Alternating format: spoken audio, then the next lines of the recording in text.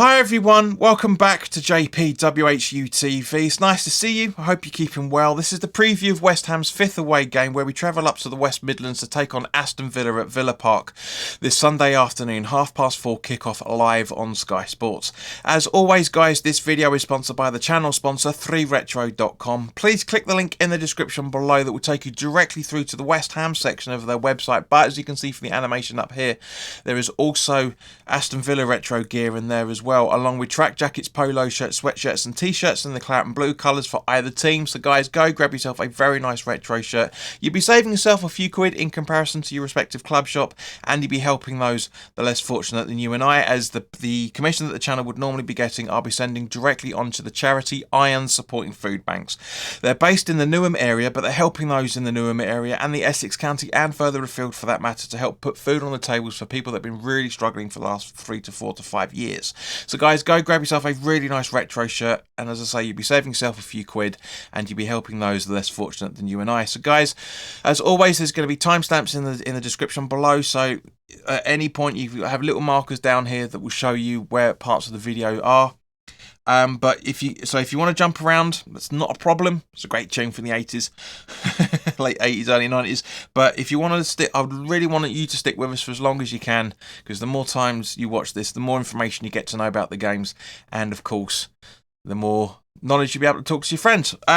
Now, of course, as always, let's start off by talking about the officials. The referee for this game is David Coote. His assistants are Konstantin Hatzidakis and Mark Scholes. Now, Mark Scholes was one of the assistants for the Sheffield United home game where we kept our first clean sheet of the season. The fourth official was Thomas Bramall. On VAR, we have Chris Kavanagh, who was assistants at both our first away game of the season away at Bournemouth and also our most recent home game against Newcastle. Both draws.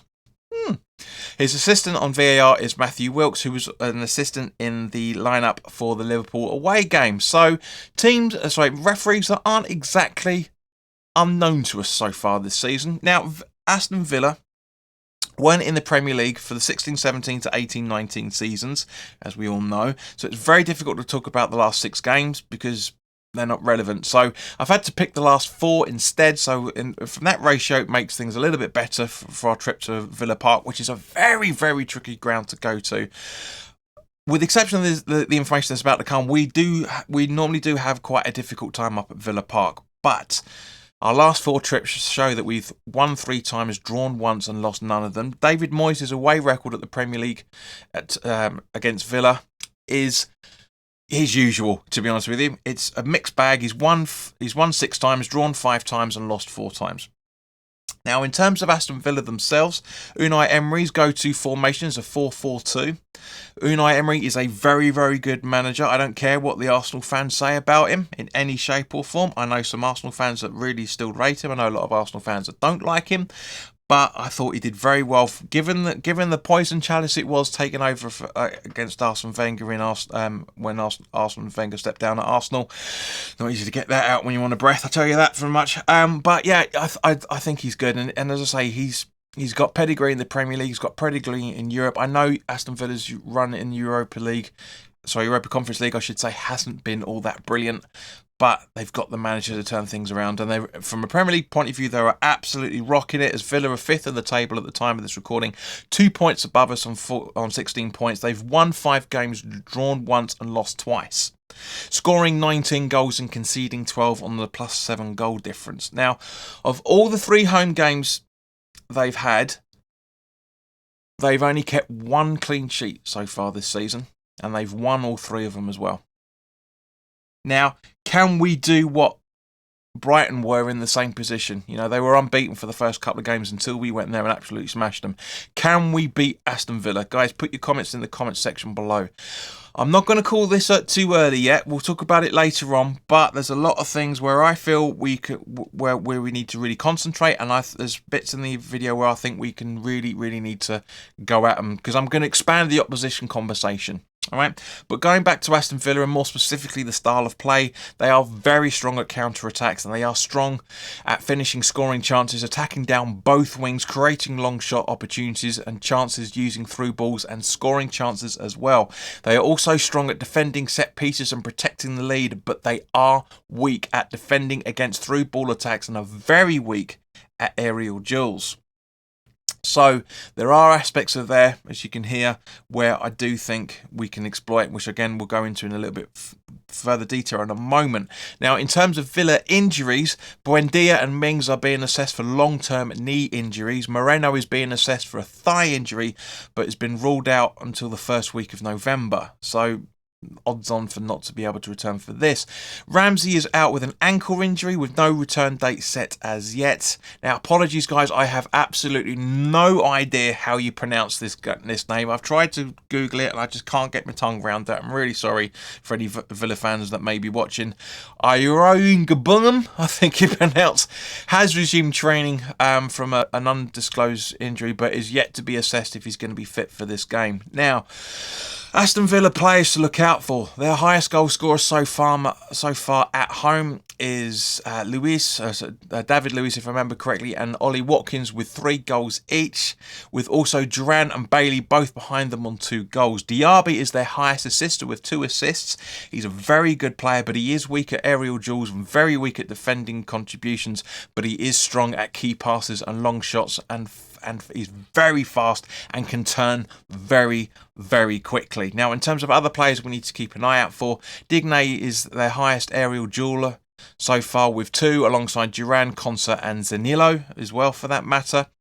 Now, in terms of oppositional weaknesses, so Villa's weaknesses, Watkins is weak at passing.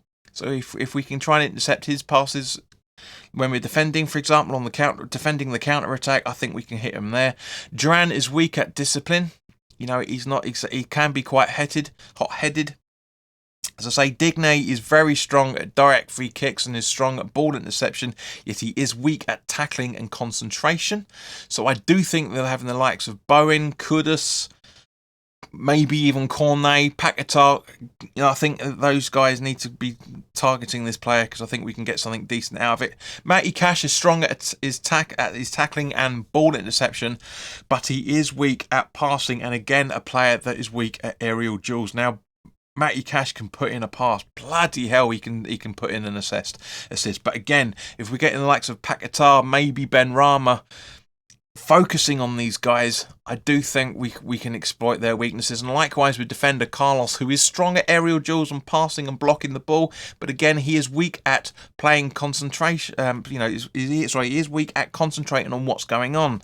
So we can force errors in this side, especially, for example, if David Moyes picks Antonio to start, which is probably obviously going to be the case.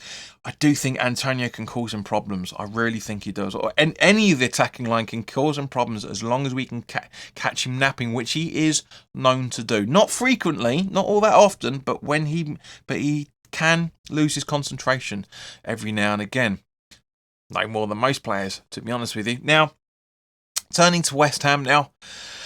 It's great news that after the Newcastle game, it was confirmed that Jared Bowen has signed a extension until 2030 on massively improved wages right from the start of it. He was signed up until June 25, so technically it is a 5-year extension, but it is a 7-year extension because he's on better wages for the extra 2 years. If you haven't already done so, guys, my video about it is up here. So go check that one out. Now, one thing I did leave out of that, because I wanted to save this for this game, this preview itself, is Jared Bowen, in my personal opinion, is everything that Declan Rice isn't in terms of being defined as a legend. Now, when he came out with his statement when he signed the contract, he said, nobody else was giving me the opportunity to do what I'm now doing. I disagree with Hull, but yeah, because Hull put a clause in his contract that if he has X amount of England appearances, then we pay him £1 million or whatever it is, something like that. Now, obviously, we know Jared Bowen missed the Italy qualifier. He was on the bench. I'm not 100% sure if he made an appearance or not, but he didn't start in it. Obviously, he started in the Australia friendly previously. But I do think Jared Bowen, in my personal opinion, is a legend because he wants to retire with West Ham. He's an unbelievably good player. He can be so much better than he currently is, and he's got 7 years to do that. He loves the club. He's embedded himself in the club. He came in not knowing really, other than the cliche that everybody knows about West Ham if you're outside that circle, but he's in the circle. Boy, is he in the circle now. So yeah, he's very, very good from that point of view. And yeah, it's great. It really is fantastic. And he's going to be a legend in my opinion, and Declan Rice isn't. For those reasons, Rice used this as a stepping stone in the same way that he used Republic of Ireland to be a stepping stone into England. I called it when that originally happened, but I'm happy that I'm happy that Bowen is staying with us, and I'm happy that Rice is moving on and doing what he wants to do. Fair play to him. Now, in terms of West Ham injuries, Fabianski missed the Geordie game due to a knock in training. Aaron Creswell is still out due to his hamstring issue. Bowen picked up a virus prior to that, but I've got a funny feeling he's going to be back in the starting 11. Obviously, Fabianski is going to be back on the bench because Areola is going to be in goal, which brings us round quite nicely to the West Ham starting 11. Now, of course, this is my opinion in any shape or form, and guys, I want you to put your thoughts down in the comment section as to what starting 11 you would go with. But this is starting 11 that I would go with as manager of West Ham. If you haven't already done so, I've seen the previous previews, I should say. I haven't made any changes to what I've made a formation tweak slightly. I've gone with a 4-3-3 rather than the standard 4-2-3-1. I know there's an argument that we shouldn't be dropping Souček, but I do personally think that this starting 11 is the strongest starting 11, and this is what I want to see on Sunday afternoon. Areola in goal, with a back four of Soufal, Zuma, Mavropanos and Emerson. Alvarez and Ward-Prowse in the defensive midfield positions, with Kudus, Paquetá and Cornet in midfield, supporting Bowen up front. So thank you very much for your time, guys. As I say, always put your comments in the comment section below. Let me know your starting 11. Let me know your formation as well, for that matter. And let me know your score predictions. Now, with the exception of the away track record we've had over the last 4 games, over the last 4 seasons, I'm not confident we're getting a win. Aston Villa are a very, very, very good side. But I do think if we can come out with a draw from this game, I'll be very, very happy. If we get a win, I will be absolutely ecstatic as always. But guys, we will be doing this, or hopefully we'll be doing this, the watch along on Sunday afternoon from 4:15. So make sure you're subscribed. Like this video if you haven't already done so. Please do share this content because we seem to be losing subscribers a little bit, which is understandable because I haven't made much content really over the last couple of weeks because it's the international break. And regardless of what other platforms are talking about, which is great stuff that they're making, it's not really relevant for this channel. But guys, thank you very, very much for your time. Enjoy the rest of your Thursday, Friday, whenever you're going to be seeing this, and enjoy your weekend, and I hope to see you on Sunday afternoon for the watch along. All the best now. Take care.